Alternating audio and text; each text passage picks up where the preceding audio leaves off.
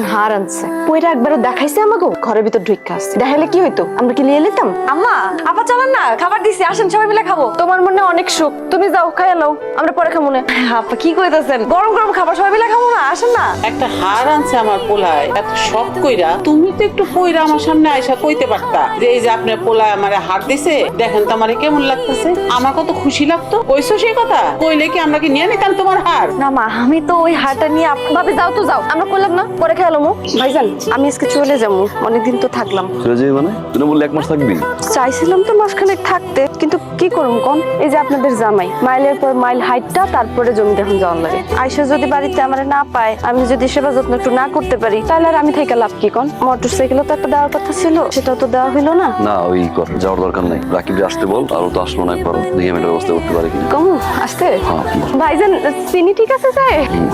বেশিক্ষণ এখানে দাঁড়ায় থাকেন না অনেক রোদ আইন ভিতরে আইন